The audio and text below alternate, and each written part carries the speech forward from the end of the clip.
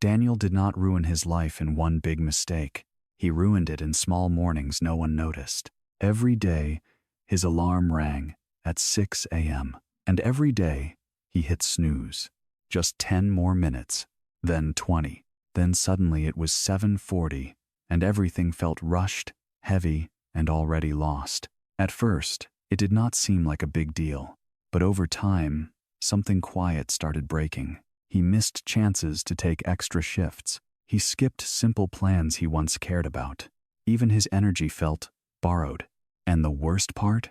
He knew exactly what he should do. Wake up earlier. Start fresh. Take control. But he did not. Because comfort in the moment always felt stronger than the future. And that is where most people get trapped. Not in failure, but in delay. Now here is the truth most people never say out loud. If you keep waking up late, you are not just losing time. You are slowly losing control over your own life. And that loss does not happen dramatically.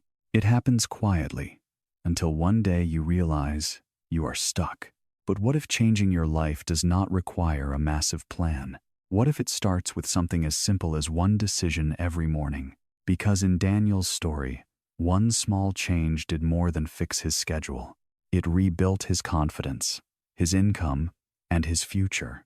But there is one step he almost missed, and it is the reason most people fail even when they try. So before we go further, let me ask you one thing. What time did you wake up today?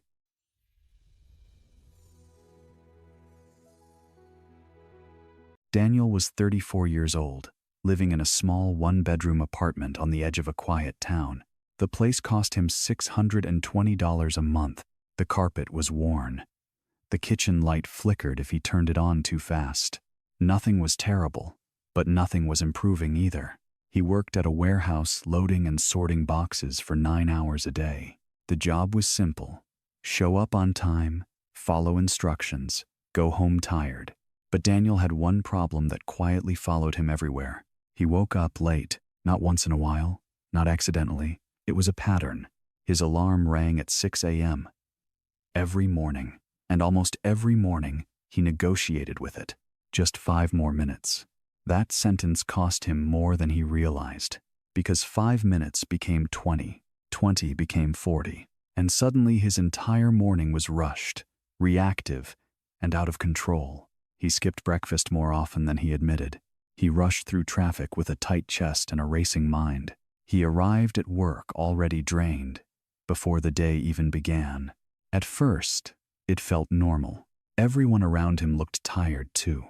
Some coworkers joked about needing 3 coffees just to function. So Daniel told himself it was fine. But deep down, something did not sit right.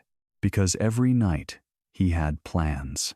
He would think about learning something new, maybe taking an online course, maybe picking up a side skill that could earn him extra money. He even bookmarked a $9 course on basic inventory systems 3 weeks ago. He never opened it. Not because he was lazy, but because by the time he got home, he had no energy left to care. And that is how the cycle locked in. Late wake-up, rushed morning, exhausted evening, no progress. Day after day, nothing changed, except one thing. The quiet feeling that he was falling behind his own life. And the most dangerous part, no one around him noticed. There was no crisis, no warning, no loud failure. Just slow, invisible stagnation. And that is exactly why he kept going. Until something small, but sharp, finally broke that illusion. Because what happened next forced Daniel to see a truth he had been avoiding for years. And it started with a moment he could not ignore. The shift manager did not yell. He did not need to. Daniel walked into the warehouse at 8:12 a.m., slightly out of breath, trying to act normal. But the moment he scanned his badge, the screen flashed red. Shift reassigned. At first, he thought it was a system error. He walked over to the manager's desk. The manager did not even look surprised. "You were late 3 times this week," he said calmly. "We gave your morning shift to someone else." Just like that. New argument. No second chance. Daniel stood there for a few seconds longer than necessary, as if waiting for the situation to reverse itself. It did not. And then it got worse. As he turned to leave, he caught two coworkers glancing at him, not laughing, not whispering, just that look, the one that says, "Yeah, we saw this coming." That quiet moment hit harder than any lecture, because it was not just about being late anymore. It was about who he had become. That lost shift meant more than inconvenience. It meant losing weekend hours, about $140 he had already counted on, and he knew the timing could not be worse. Rent was due in 9 days. He had $480 saved. He needed every hour. That night, Daniel sat on the edge of his bed, staring at his phone. The same phone that held his alarm. The same alarm he ignored every morning. For the first time, the connection became painfully clear. This was not bad luck. This was a pattern with consequences. Here's the part nobody expects. The real damage was not the lost money. It was the realization that something this small was quietly controlling his entire life. And if he did nothing, the next loss would be bigger. Because once you lose control of your mornings, you do not notice how much of your life follows. Daniel finally understood that. And that is what made the next decision different from all the others before. Because this time, he could not pretend it did not matter anymore. Daniel did not feel motivated that night. He felt cornered. There is a difference. Motivation fades when things get uncomfortable, but pressure forces a decision. He sat there for almost 10 minutes, staring at his alarm settings.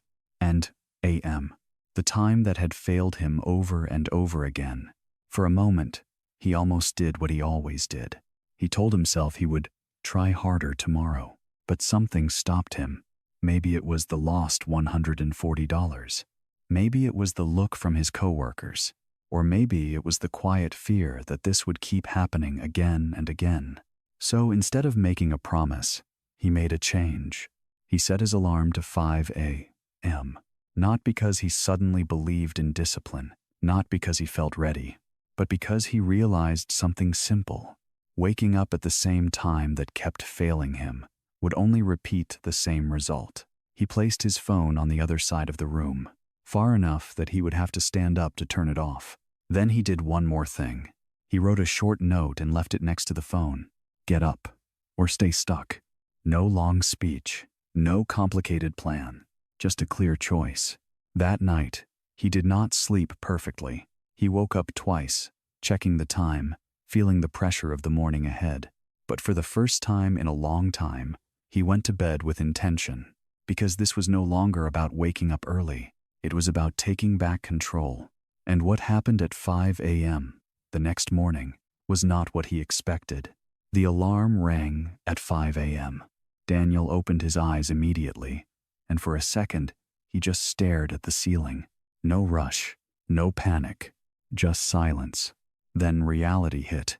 His body felt heavy. His mind started negotiating. You can skip today. Start tomorrow. 1 more hour won't matter. He almost listened. But then he saw the note across the room. Get up, or stay stuck. He exhaled, sat up slowly, and forced his feet onto the cold floor. That was the first win. Small, quiet, but real. He walked outside 10 minutes later, still half awake, just to get some air. The street was empty. No traffic, no noise, just a faint orange glow from distant streetlights. And that is when he noticed someone sitting on a bench nearby. An older man, maybe in his 60s, holding a paper cup of coffee. Daniel nodded politely as he passed. The man looked at him and smiled. First day? He asked. Daniel stopped. What do you mean? The man lifted his cup slightly. People don't wake up at 5 unless something in their life hurts. Daniel did not answer right away, but that sentence felt accurate. He walked closer. I keep waking up late, Daniel said, and it's starting to cost me. The man nodded like he had heard this story before. Waking up early won't fix your life, he said calmly, but what you do after you wake up will. Then he leaned forward slightly. Most people fail because they wake up early and waste the time. That landed harder than Daniel expected, because he knew it was true. So the man gave him something simple, not motivation, a system, a checklist Daniel could follow without thinking. The 6-step morning reset. Stand up within 10 seconds of alarm. Drink a full glass of water immediately. Turn on bright light. Avoid darkness. Move your body for 5 minutes, minimum. Write one task that moves your life forward. Start that task before checking your phone. That's it? Daniel asked. The man smiled. That's the part people underestimate. Then he added one more line. Do this for 7 days. Don't judge it. Just follow it. No speeches. No hype. Just clear, measurable actions. Daniel looked at the list again, in his mind. For the first time, waking up early did not feel like a personality trait. It felt like a process, and this is where most people quit. Not because it is hard, but because it is simple. Daniel decided he would test it. No overthinking, no perfect plan. Just 7 days, and what happened next was not fast, but it was real. Daniel did not transform in one morning. Day 1 felt slow, unnatural, almost forced. He stood up when the alarm rang, but his body resisted every step. The glass of water felt pointless. The 5 minutes of movement felt longer than it should, and when he sat down to start his one task, his mind kept drifting. He checked the time twice in 10 minutes, reached for his phone without thinking, but he caught himself. Not perfectly, just enough. Day 2 was not better. He woke up at 5 again, but this time he sat on the edge of the bed for almost a full minute before standing. That small delay felt harmless, but it made everything slower. By the time he got to his task, his focus was weaker. Still, he did it. That was the difference. He did not aim for perfect mornings. He aimed for completed ones. By day 3, something subtle started to shift. His body still felt heavy, but less confused. The steps began to feel familiar. Water, light, movement, task. No thinking, just sequence. He noticed he was less rushed getting ready for work. He even made a simple breakfast for the first time in weeks. Nothing impressive. 2 eggs, 1 slice of toast. But it changed how his morning felt. Calmer, more controlled. Here is what most people miss. Progress does not feel like success at first. It feels like repetition. By day 4, Daniel almost broke the pattern. It was colder that morning. His blanket felt heavier. The thought of skipping just 1 day felt reasonable. No one will know, his mind said. And for a few seconds, he believed it. But then something unexpected happened. He realized he would know, and that was enough. So he stood up, not because it was easy, but because he did not want to reset the cycle again. By day 5, his mornings became quieter. Not silent, but less chaotic. He spent 25 minutes going through that $9 course he had ignored for weeks. It was basic, simple inventory tracking, but it felt like progress. Day 6, he woke up before the alarm, just 2 minutes early, but it meant something. His body was starting to adapt. And by day 7, Daniel noticed something he had not felt in a long time. Control. Not over everything, just over the beginning of his day.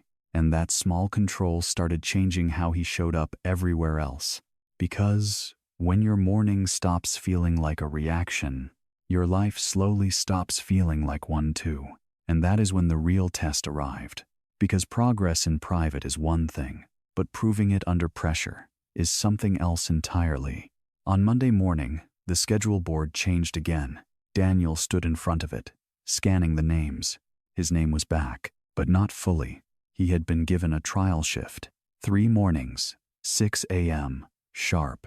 If he showed up late even once, it was gone. No warnings this time. The manager said it clearly. Be here before the clock, not after. Daniel nodded. No excuses left. This was it. For the first time, waking up early was no longer a personal experiment. It was tied to something real. Income, stability, self-respect. That night, everything felt heavier. The pressure was different now. He checked his alarm 3 times before sleeping. Visi. Nola. Am set. Phone across the room. Same note. Get up or stay stuck. But sleep did not come easily.